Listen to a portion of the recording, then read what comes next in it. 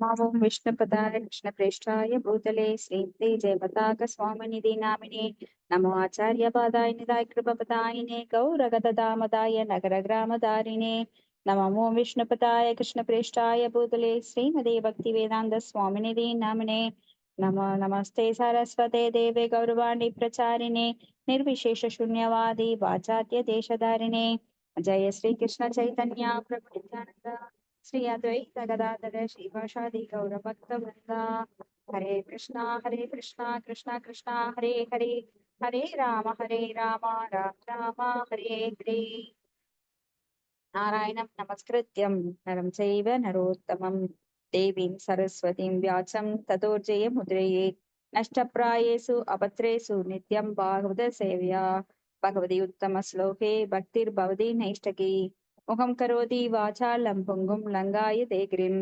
यत्कृपातमहं वन्दे गुरुं दीनतारिणं परमानन्दं माधवं श्रीचैतन्येश्वरम् ॐ नमो भगवते वासुदेवाय ॐ नमो भगवते वासुदेवाय ॐ नमो भगवते वासुदेवाय His Divine Grace பக்தி வேதாந்த சுவாமி ஸ்ரீல பிரபுபாதிக்கு ஜெய். இன்னைக்கு காண்டம் 3 இரண்டாவது புத்தகம் அத்தியாயம் 20 பதம் 41 கரெக்டுங்களா? 42 மத்தாச்சி. ஓகே. பதம் 42. பிரணாம்ஸ் மத்தாச்சி. பிரணாம்ஸ் மததி. ஊர்ஜஸ்வந்தம் மன்யமான ஆத்மானம் பகவான் அஜஹ சாத்யான் கணான் பித்ருகணான் பரோஷேனாஸ் ருஜஸ் பிரபு. படிக்கிறேங்க மாதாஜி. படிங்க. மொழிபெயர்ப்பு. வணக்கத்திற்குரிய பிரம்மதேவர் வாழும் ஜீவராசிகளை படைப்பவர். தன்னைத்தான் முழுமையான ஆசையும் சக்தியும் உடையவராக அடையாளம் கண்டுகொண்டு தன்னுடைய அருவ வடிவிலிருந்து தன்னுடைய நாபிலிருந்து சாத்தியர்களையும் பிதாக்களையும் மலரச் செய்தார். பொருளுடை. சாத்தியர்களும் பிதாக்களும் பிரிந்து சென்ற ஆத்மாக்களின் உருவமற்ற வடிவங்கள். அவையும் பிரம்மதேவரால் படைக்கப்படுகின்றன. ஹரே கிருஷ்ணா. அப்ப பிரம்மதேவருடைய படைப்பு, அவரது பிரேயஸ், அவர் எப்படி அசுரர்களை கண்டு பயந்து ஓடினார், இதெல்லாம் நாம பார்த்துட்டு இருக்கோம். அடுத்த ஸ்லோகம் 43. பிரம்மதேவர் பகவானுடைய நாபிக்கமலத்திலிருந்து தானாகவே சுயம்புவாக வெளிவந்தார். அவருக்கு தாய் தந்தைன்னு தனியா கிடையாது. அப்ப பிரம்மதேவர் படைப்புக்கான ஒரு அதிபதியாக, ஒரு உயர்ந்த தேவராக ரஜோகுணத்தின் துணை கொண்டு அவர் உற்பத்தி செய்யறாரு. அப்ப ரஜோகுணத்தினால் அவர் தாக்கப்படுவது இல்லை. ஆனா ரஜோகுணத்துடன் கூடிய படைப்புலட அவர் தொடங்குறாரு. ஏன்னா பௌதிக படைப்புகள் அப்படித்தான் அவரால் செய்ய முடியும். ஏன்னா பகவான் வந்து விஷ்ணுவாக காக்கும் தொழிலை செய்யறாரு. அப்ப புருஷ அவதாரங்கள்ல பிரம்மா, விஷ்ணு, சிவன். விஷ்ணு வந்து காக்கும் தொழிலை செய்யறார், பிரம்மா படைக்கும் தொழிலை செய்யறார், சிவன் அழிக்கும் தொழிலை செய்யறார். ஸோ தமோ குணத்துக்கு அதிபதி சிவனும் சத்துவகுணத்துக்கு அதிபதியாக விஷ்ணுவும் இருக்கிறாங்க. அடுத்தது 43வது பதம். ஆத்ம சர்க்கம் தம் காயம் பிதர பிரிதி பேதிரே சாத்தியேப்யஸ்ச பித்ருப்யஸ்ச கவயோ யத் விதன்வதே. மொழிபெயர்ப்பு. பிதாக்கள் தாங்களே அருவமான உடலை உடைமையாக்கி கொண்டனர்.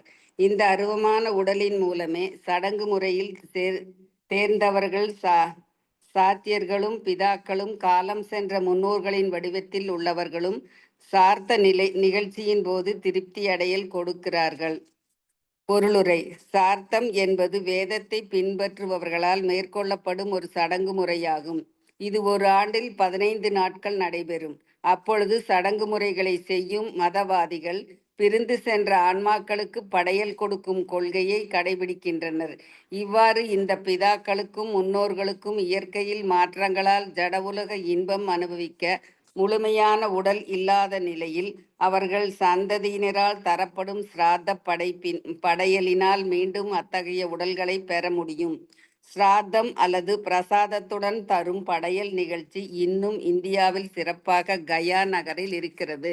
அங்கு புகழ்வாய்ந்த கோயிலில் விஷ்ணுவின் தாமரை பாதங்களில் படையல் கொடுக்கப்படுகின்றது.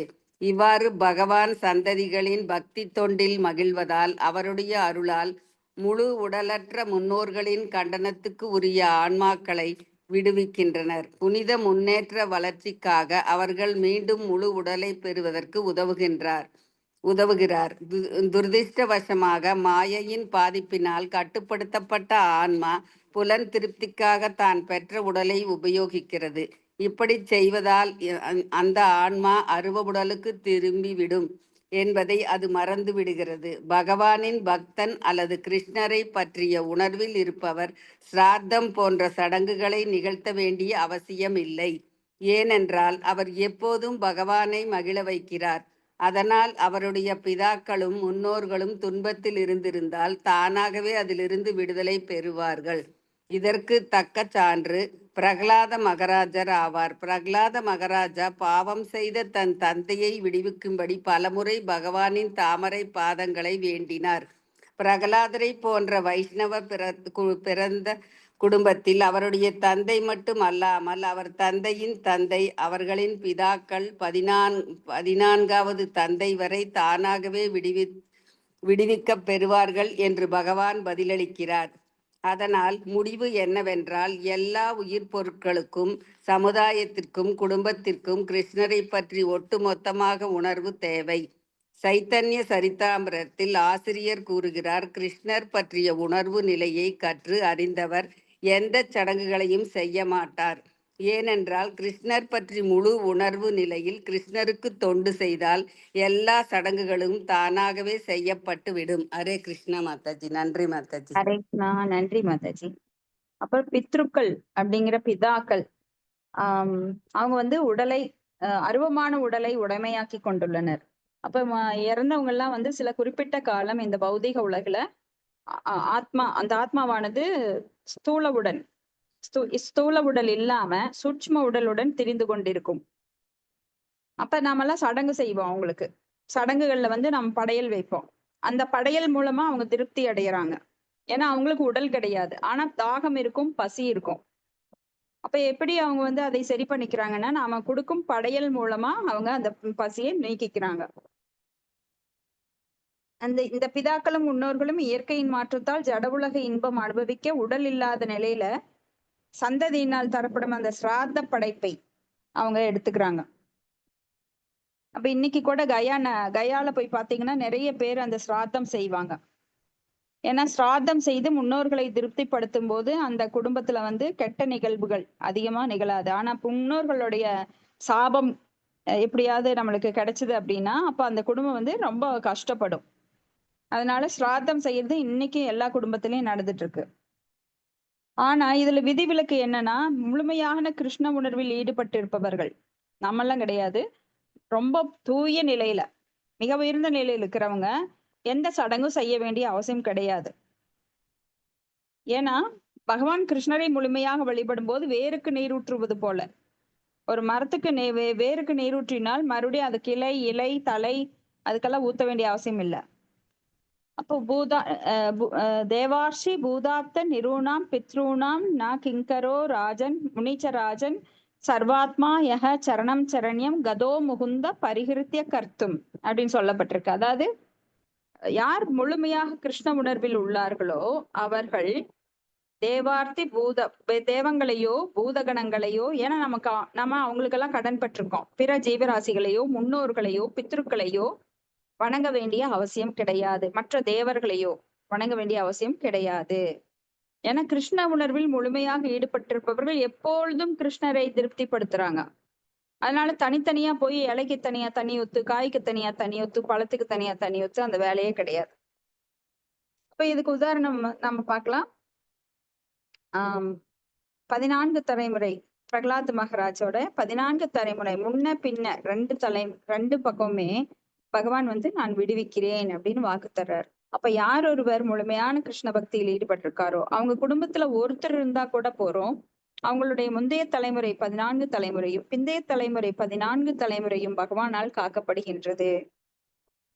இப்போ ஒருத்தர் முழுமையா பக்தி பண்ணா போறோம் அந்த குடும்பத்துல, அவங்க பல தலைமுறைகளை தங்கள் பக்தியின் மூலமாக காக்கின்றார்கள்.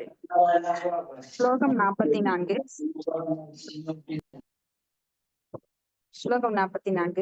சித்தான் வித்யாதராம் சைவ திரோதானேன சோத்தரஸ்ருஜஸ் தேப்யோ அதாதாத் தம் ஆத்மானம் அந்தர்தானாக்கியம் அத்புதம். சின்ன ஸ்லோகமா இருக்கு, நான் படிச்சிடுறேங்க. பின்னர் பகவான் பிரம்மதேவர் அவருடைய பார்வையிலிருந்து மறையும் ஆற்றலால் சித்தர்களையும் வித்யாதரர்களையும் படைத்தார். அந்தர்தான எனப்படும் அவருடைய அற்புதமான வடிவத்தை அவர்களுக்கு கொடுத்தார். அந்தர்தான என்பதன் பொருள் என்னவென்றால், இந்த வாழும் உயிர்கள் இருப்பதை மனதால் உணர முடியும், ஆனால் பார்வையினால் பார்க்க இயலாது. அப்ப பூதங்கள், பேய்கள், பிசாசுக்கள், இந்த மாதிரி வித்யாதரர்கள், சித்தர்கள் இவங்கெல்லாம் வந்து கண்ணுல பார்க்க முடியாது நாம, ஏன்னா அவங்க சூட்சுமமாக இருப்பார்கள். அந்த மாதிரி படைப்பையும் இப்ப பிரம்மா அவர் பார்வையிலிருந்து மறையும் ஆற்றலால் அவங்களையும் படைக்கிறார். அடுத்தது பதம் 45. சகின்னரான் கிம் புருஷான் பிரத்யாத் ஏனாஸ்ருஜத் பிரபுஹு மானயன் ஆத்மானாத்மான ஆத்மாபாசம் விலோகயன். மொழிபெயர்ப்பு: ஒரு நாள் வாழும் பொருட்களை படைப்பவராகிய பிரம்மதேவர் தண்ணீரில் தன் பிம்பத்தை தானே பார்த்து போற்றினார். அந்த பிம்பத்திலிருந்து கிம் புருஷர்களையும் கிண்ணறர்களையும் படைத்தார்.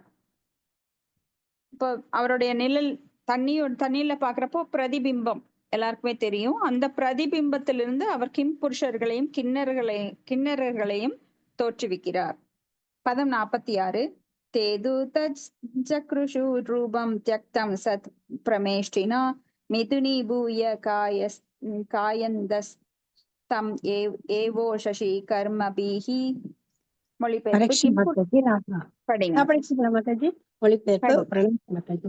கிம்புருஷர்களும் கிண்ணர்களும் பிரம்மதேவரால் விடப்பட்ட நிழல் வடிவத்தை தங்கள் உடைமையாக்கி கொண்டனர். ஆகவே அவர்கள் தங்கள் வாழ்க்கை துணையுடன் ஒவ்வொரு புலர்காலையிலும் அவருடைய அருஞ்செயல்களை புகழ்ந்து பாடுவதன் மூலம் எண்ணி பார்க்கின்றனர். பொருளுரை: சூரிய உதயத்திற்கு 1.5 மணி நேரம் முன்பாக இருக்கும் விடியற்காலை நேரம் பிரம்ம முகூர்த்தம் என்று அழைக்கப்படுகிறது. இந்த பிரம்ம முகூர்த்த நேரத்தில் தூய்மையான செயல்கள் பரிந்துரைக்கப்படுகின்றன. விடியற்காலையில் நிகழ்த்தப்படும் தூய செயல்கள் நாளின் வேறு எந்த நேரத்தில் நிகழ்த்தப்படுவதையும் விட அதிக விளைவை தருகின்றன. ஹரே கிருஷ்ணா மாதாஜி. ஹரே கிருஷ்ணா மாதாஜி. இப்ப அந்த காலத்துல கல்யாணங்கள், மங்களகரமான நிகழ்ச்சிகள், ஏதாவது தொடக்க விழா அதெல்லாம் வந்து கிரகப்பிரவேசம் எப்ப செய்வாங்கன்னா பிரம்ம முகூர்த்த நேரம்.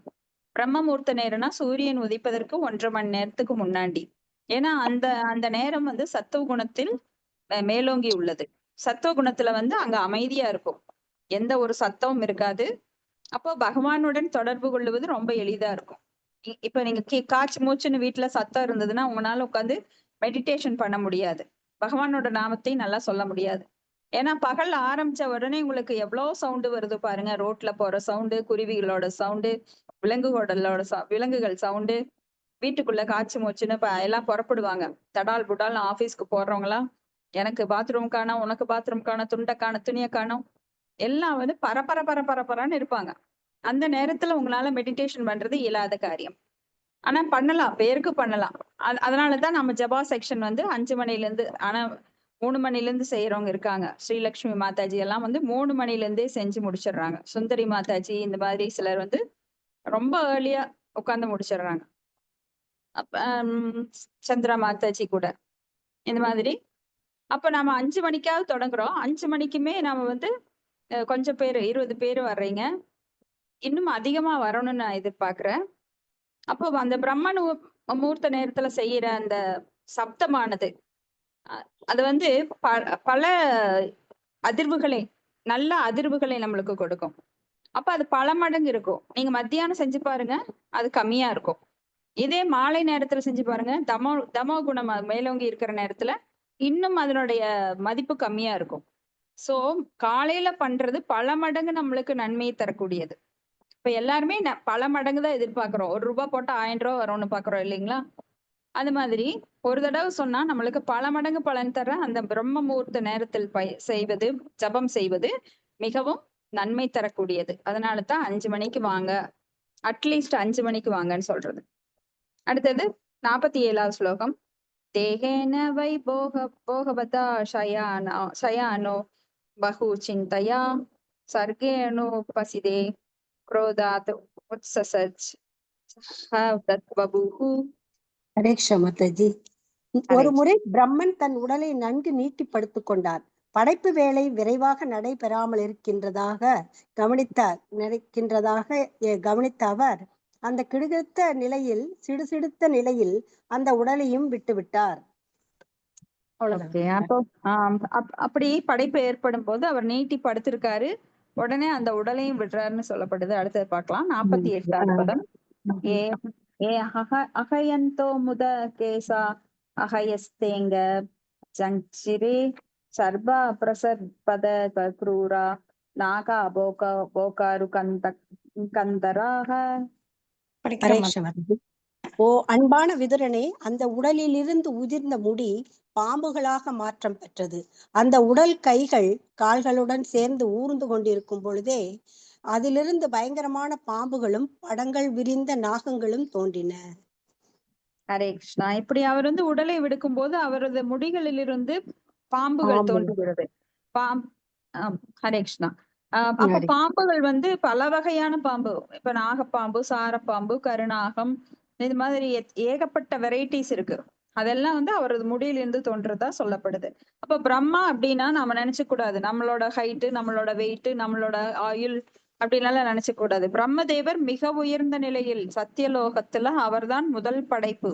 அப்ப அவருடைய சைஸ் வேற, அவருடைய ஆயுள் வேற, அவருடைய சக்தி வேற.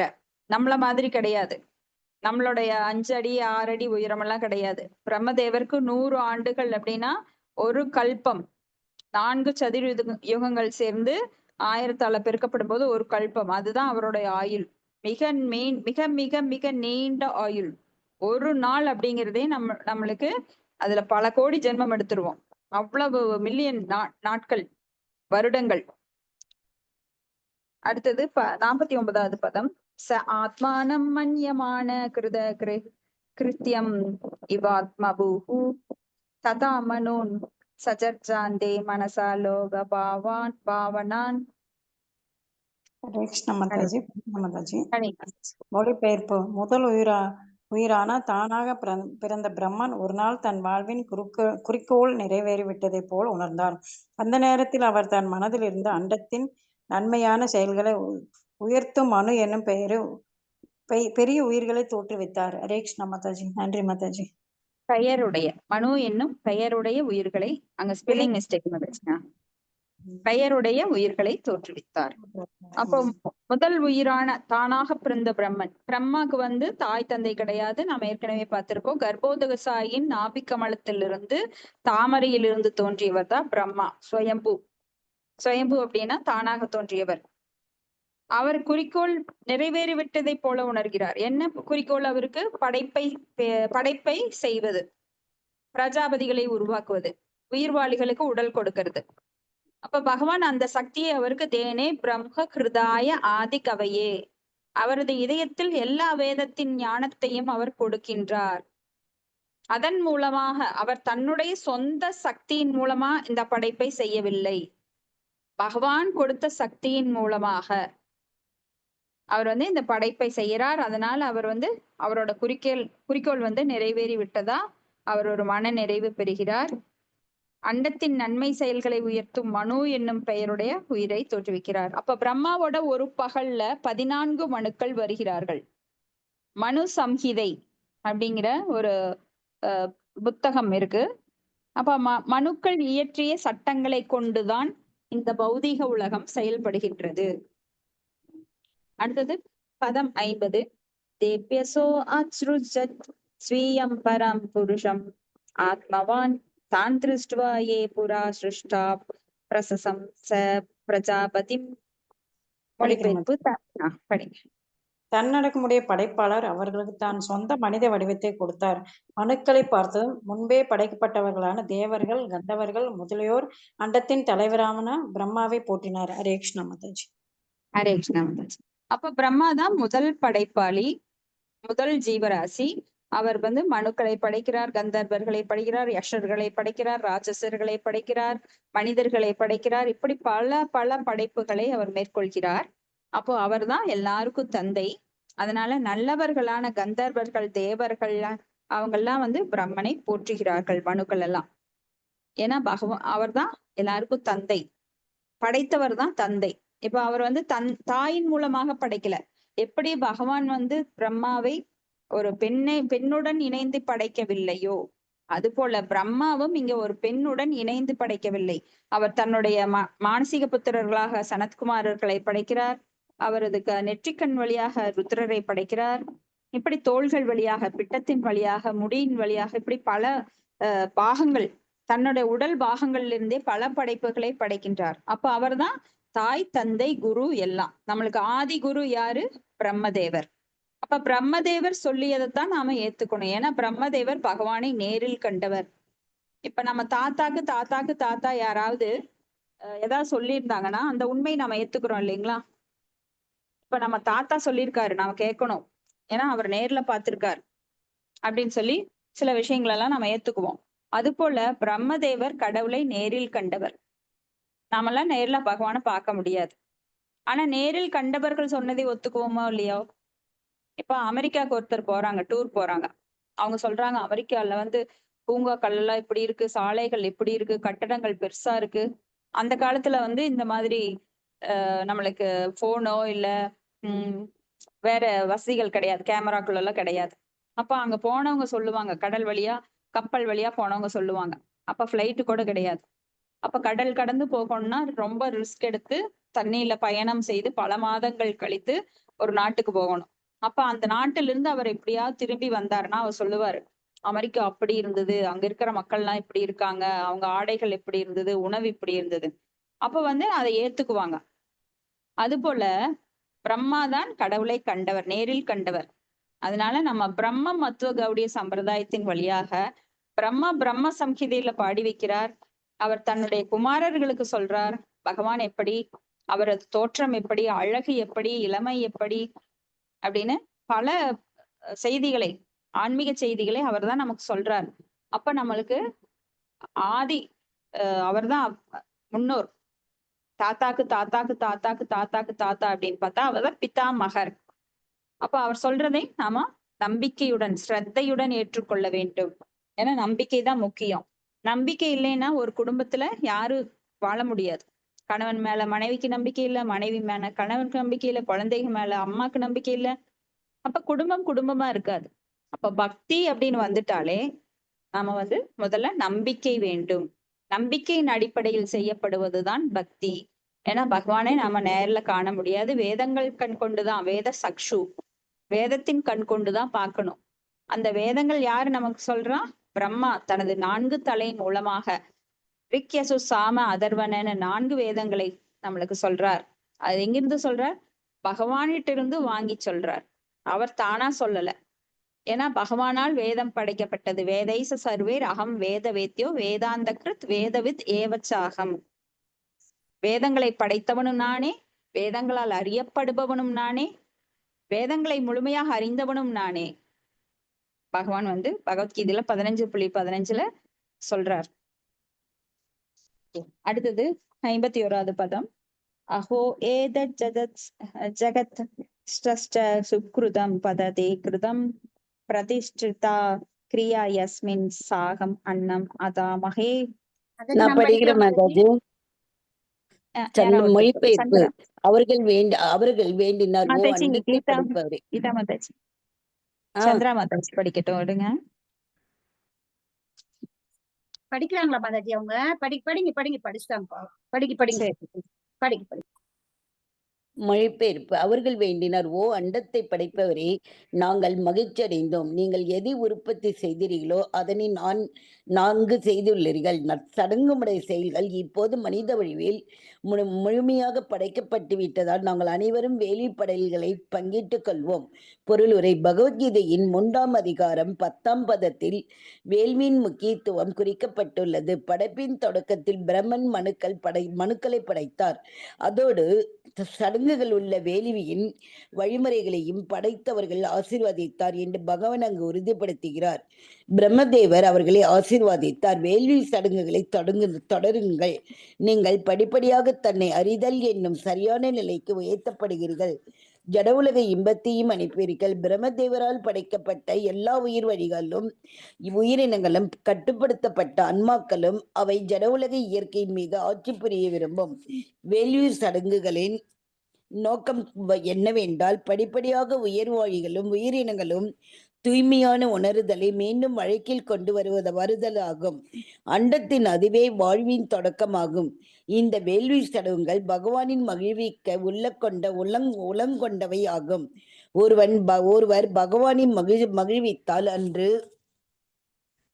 அல்லது ஒருவர் கிருஷ்ணரை பற்றி உணர்வு நிலையில் இருந்தால் அன்று அவரால் ஜட உலக இன்பம் அல்லது புனித உணர்வில் இன்பம் பெற இயலாது. ஹரே கிருஷ்ணா மாதாஜி. தேங்க்யூ. ஹரே கிருஷ்ணா. தேங்க்யூ மாதாஜி. இப்போ இங்க வந்து பகவான் நம்மை படைக்கும் போதே சடங்கு முறைகளையும் கொடுத்துட்டாரு. அப்போ முதல்ல எல்லாம் வேள்வி சடங்குகளை தொடருங்கள், நீங்கள் படிப்படியாக தன்னை அறிதல் என்னும் சரியான நிலைக்கு உயர்த்தப்படுவீர்கள். தன்னை அறியும் விஞ்ஞானம். தன்னை அறிதல் அப்படின்னா செல்ஃப் ரியலைசேஷன். தன்னை வந்து ஆத்மாவாக அறிவது. நான் உடல் அல்ல, ஆத்மா, அதற்கும் மேல பரமாத்மா, அதற்கும் மேல பகவான், இப்படி படிப்படியாக முன்னேறுவது, அதுதான் தன்னை உணர்தல். இப்ப பிரம்மதேவரால் படைக்கப்பட்ட எல்லா உயிர்வாளிகளும் கட்டுப்படுத்தப்பட்ட ஆத்மாக்கள். நம்ம எல்லாருமே கட்டுப்படுத்தப்பட்டவங்க. ஏன்னா இது ஜட உலகம். ஜட உலகில் படைக்கப்பட்ட எல்லா ஆத்மாக்களும் கட்டுண்டவர்கள். நாம யாராவது சுதந்திரமானவர்களா சொல்லுங்க. சுதந்திரமா என்னால நடு ரோட்ல நடக்க முடியுமா? இல்ல தண்ணி வரி கட்டாம இருக்க முடியுமா? எலக்ட்ரிக் பில் கட்டாம இருக்க முடியுமா? நான் சுதந்திரமானவன் அப்படின்னு பெண்கள் எல்லாம் சொல்றாங்க. நாங்கள்லாம் ஆண்களுக்கு சமமானவர்கள். அப்ப பெண்கள் வந்து பேண்ட் சட்டை போட்டுட்டா ஆண்களுக்கு சமமாயிர முடியுமா? உடனே உருவம் மாறிடுமா? பேண்ட் சட்டை போட்டா கிடையாது.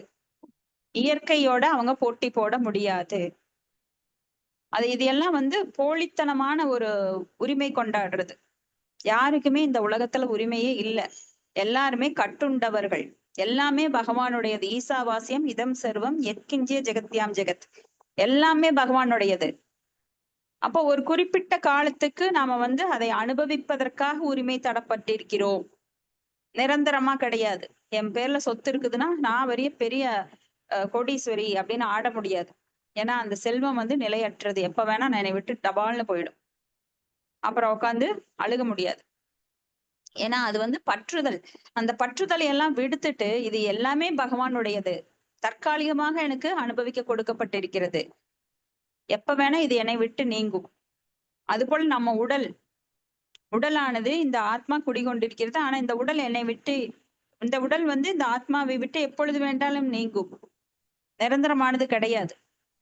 ஆனா நாமெல்லாம் கற்பனையில வாழ்ந்துட்டு இருக்கிறோம். எல்லாம் இந்த சொத்து நிரந்தரமானது, இந்த உடல் நிரந்தரமானது, இந்த எனக்கு இருக்கிற புருஷன் நிரந்தரமானது, குழந்தைகள் நிரந்தரமானது, எல்லாம் கற்பனையில வாழ்ந்துட்டு இருக்கிறோம். எதுவுமே நிரந்தரம் இல்லை. யாராவது அப்படி கற்பனை பண்ணி பார்க்க முடியுமா? ஒரு நாளைக்கு நாம உட்காந்துருக்கோம், என்னை சுற்றி இருக்கிற இந்த மகனோ மகளோ பேரனோ பேத்தியோ இந்த வீடோ எந்த உறவுகளும் நிலை அல்ல அப்படின்னு நம்மளால கற்பனை ஒரு டெய்லி நினைச்சு பார்க்கணும். இது நிரந்தரம் அல்ல, இது நிரந்தரம் அல்ல, இது நிரந்தரம் அல்ல. அப்ப அட்டாச்மெண்ட் வராது. அப்ப எல்லாத்துலயுமே டிட்டாச்மெண்ட் தானா வரும்.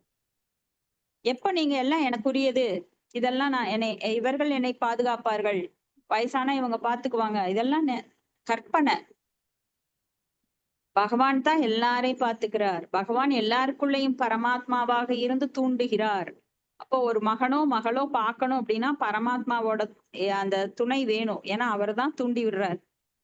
அவங்க கருமாக்கு தகுந்த மாதிரி நீ பாத்துக்கோன்னு. அப்ப பகவானை நீங்க சரணடைஞ்சீங்கன்னா அதன் மூலமா பகவான் உங்களை பார்க்க வைப்பார்.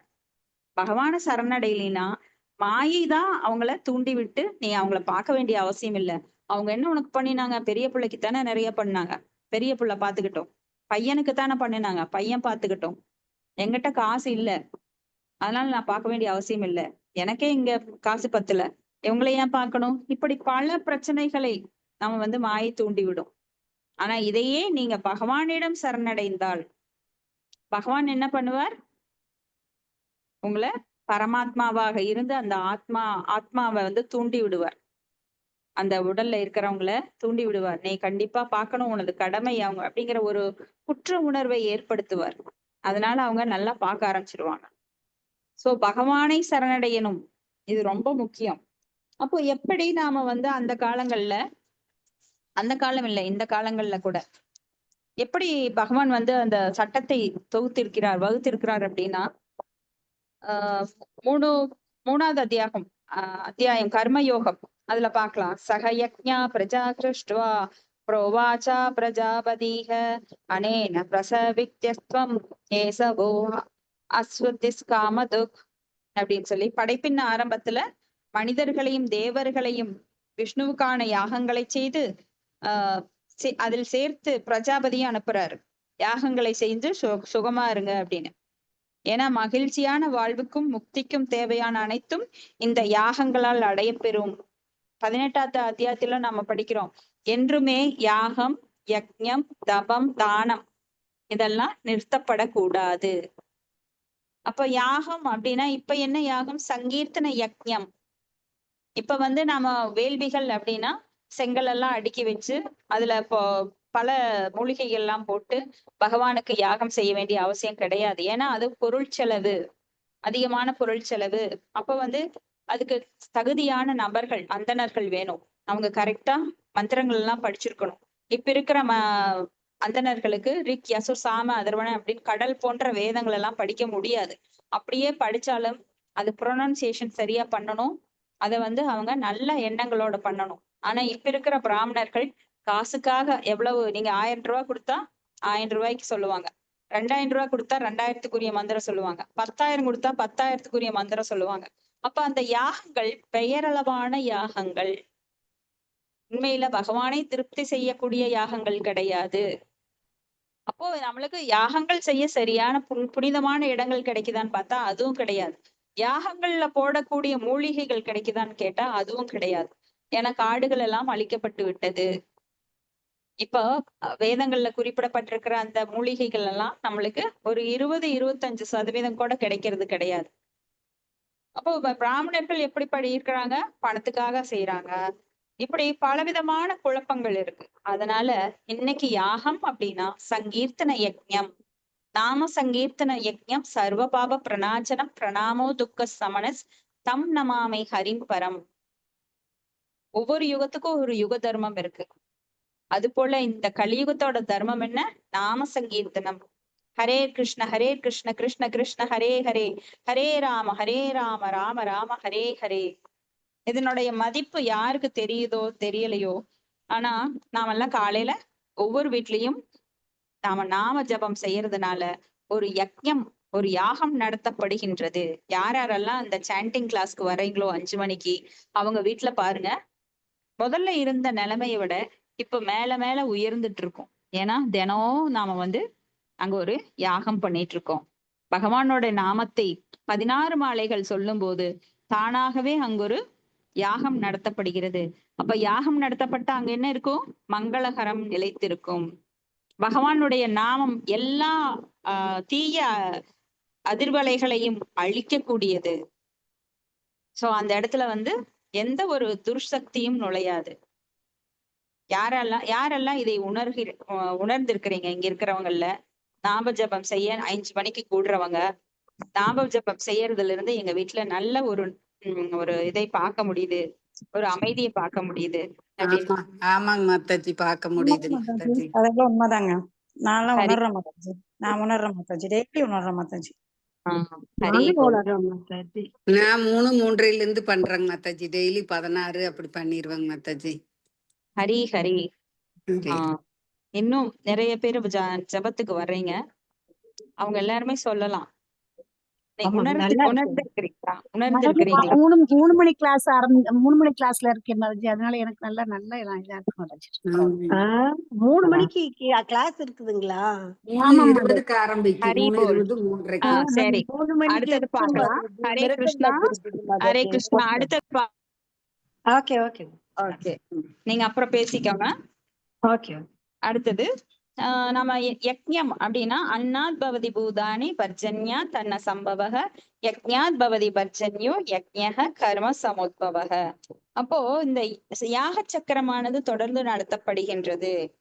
மலையால் வந்து தானியங்கள் தோற்றுவிக்கப்படுகிறது, தானியங்களால் அந்த தானியங்கள் ஒவ்வொரு ஜீவராசியோட உடலுக்கும் அது வந்து சத்து தருகின்றது. ஏன்னா எல்லாருமே சாப்பிடணும், தானியங்கள் சாப்பிட்டாதான் உயிர் வாழ முடியும். அப்ப யாகத்தால் மழையும் மழையினால தானியங்களும், அந்த தானியங்கள் எல்லா ஜீவராசிகளையும் திருப்தி பண்றாங்க. அதனால அந்த ஜீவராசிகள் எல்லாம் என்ன பண்றாங்க, மறுபடியும் யாகம் பண்றாங்க. அந்த யாகத்துல அந்த தானியங்களை பகவானுக்கு தேவர்களுக்கு சமர்ப்பிக்கிறாங்க. தேவர்கள் அதை கொண்டு போய் பகவானுக்கு கொடுக்கறாங்க. அப்ப பகவான் வந்து அந்த தேவர்களுக்கு சக்தி அளிக்கிறார். இப்படி இந்த யாக சக்கரமானது தொடர்ந்து சுழன்று கொண்டே இருக்கிறது. ஒரு வட்டம் போட்ட மாதிரி தொடர்ந்து இது சுழன்று கொண்டே இருக்கிறது. அப்போ யாகத்தில் உணவு அர்ப்பணிக்கப்படுறதுனால பகவான் பக்தர்கள் எல்லாவித பாவங்களிலிருந்து விடுபடுகிறார்கள். அன்னைக்கெல்லாம் வந்து பல யாகங்கள், அஸ்வமேத யாகம், ராஜசூய யாகம், இதெல்லாம் வந்து மன்னர்கள் நடத்திட்டே இருப்பாங்க. எதுக்காக? பகவானை திருப்தி பண்றதுக்காக. ஏன்னா விதிக்கப்பட்ட கடமைகள் வந்து வேதங்களை அடிப்படையாக கொண்டது. வேதங்கள் எங்கிருந்து வருது? பகவான்கிட்ட இருந்து வருது. அதனால முழுமுதற் கடவுள் எல்லா யாகங்களிலும் நித்தியமாக வீற்றிருக்கிறார். அப்போ பகவானுக்கு வந்து நாம நாம சங்கீர்த்தனம், நாம யக்ஞம், நாம சங்கீர்த்தனம் யக்ஞம், அந்த யக்ஞம் பண்ணிட்டு இருக்கோம் டெய்லி. அப்ப பகவான் வந்து அந்த நாமால குடிகொண்டிருக்கிறார். அந்த நாமால குடிகொண்டிருக்கிறார். அதனால நாம அந்த யக்ஞத்தை என்றுமே நிறுத்தக்கூடாது. அடுத்தது 44வது ஸ்லோகம். சித்தன் வித்யாதராம் 52 மாதாஜி 52. சாரி பதம் 52. தபசா வித்யா யுக்தோ யோகேன சுசமான் மாதினா ருசுன் ருசூர் ரிஷிகேஷ சசர்ஜாபி மதா பிரஜாக. ஹரே கிருஷ்ண மாதாஜி. நான் படிக்கிறேன் மாதாஜி. படிங்க, ரொம்ப நாள் ஆச்சு. படிங்க. ஆமா, நான் திருப்பதி போயிருந்தேன், அதனால படிக்கிறேன். மொழிபெயர்ப்பு பொருளுரை தெய்வ திரு ஆசா பக்தி வேதாந்த சுவாமி சில்லா பிரபாதேவி.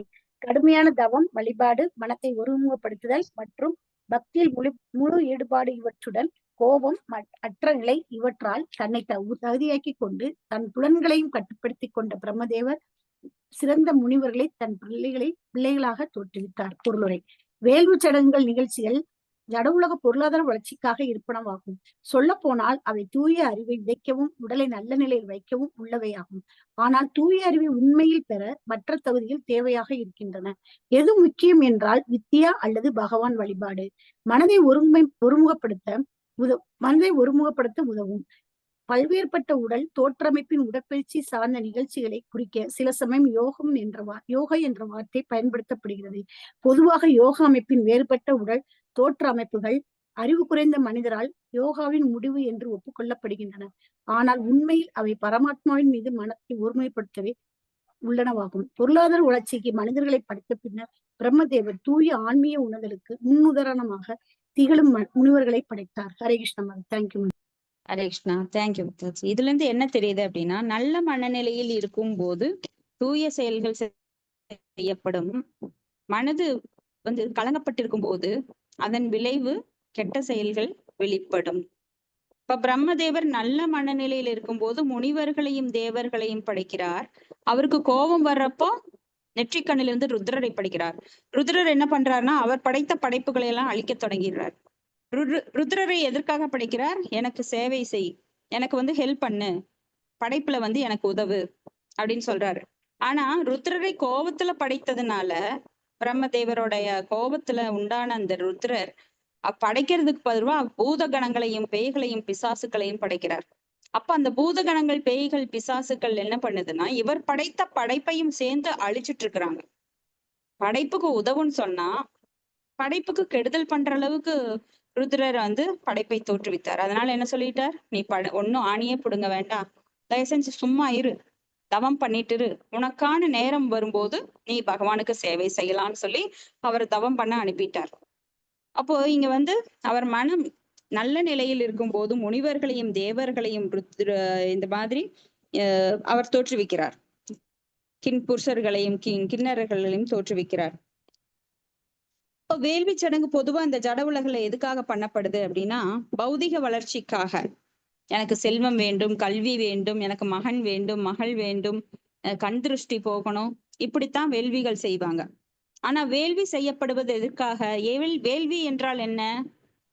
யக்ஞை வை விஷ்ணுகு, விஷ்ணுவே தன் உடலாக வேள்வியில் இருக்கின்றார். யக்ஞை வை விஷ்ணுகு, விஷ்ணுவின் உடல் தான் வேள்வி.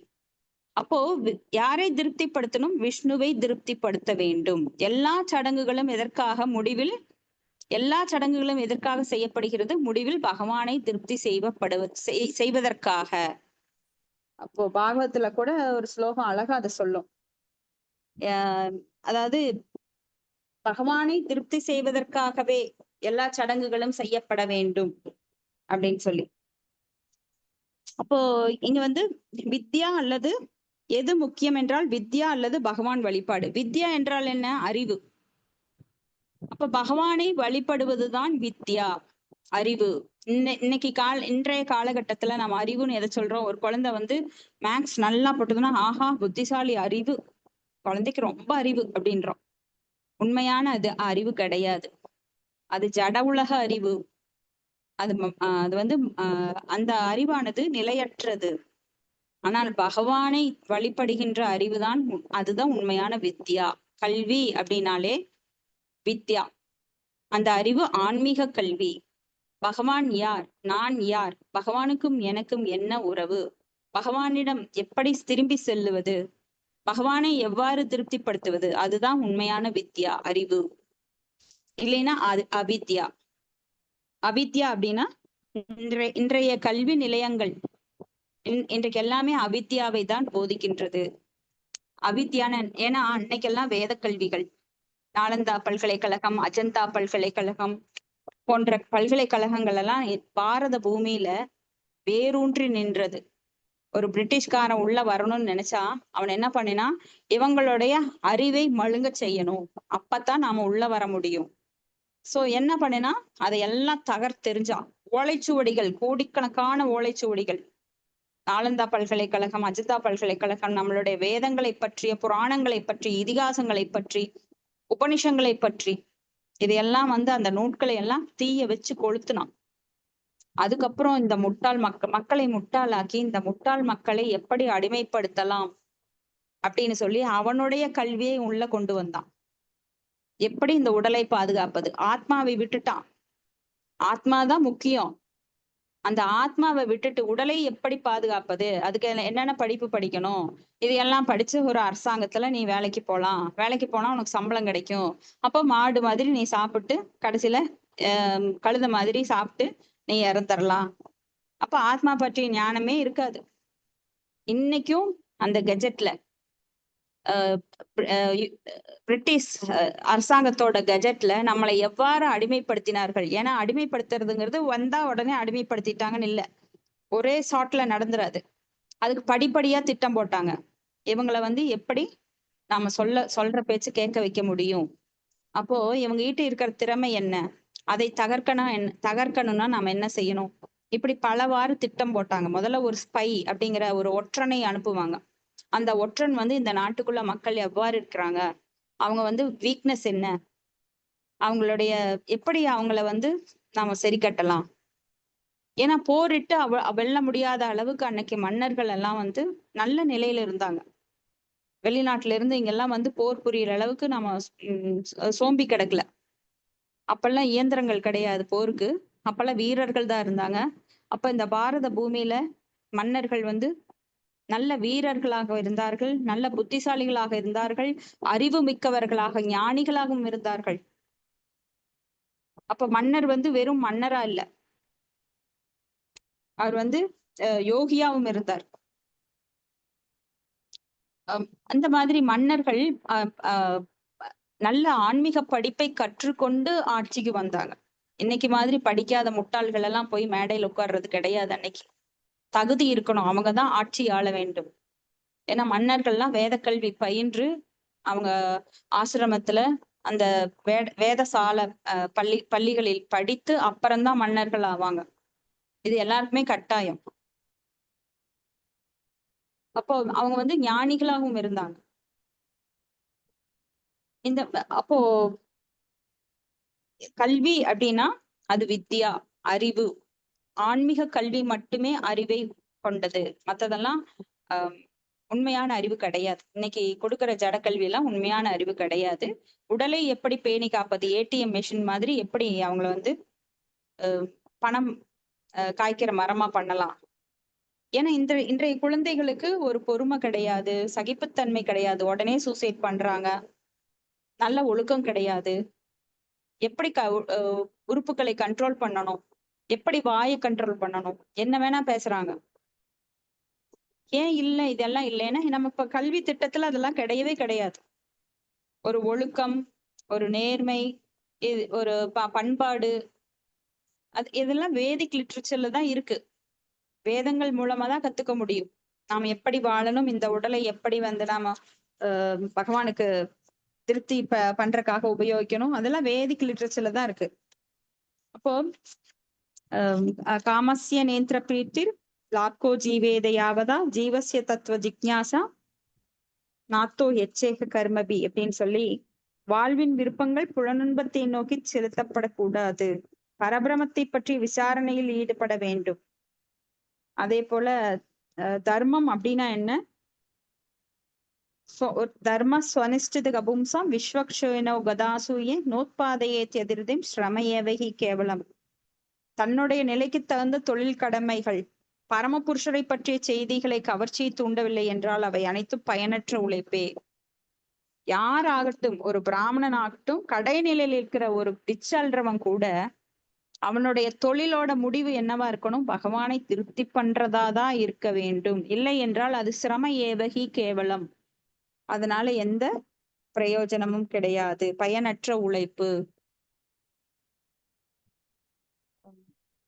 இப்படி நம்மளுக்கு வேதங்கள் வந்து நம்ம எப்படி வாழ்க்கையில இருக்கணும் அப்படின்னு சொல்லி தருது.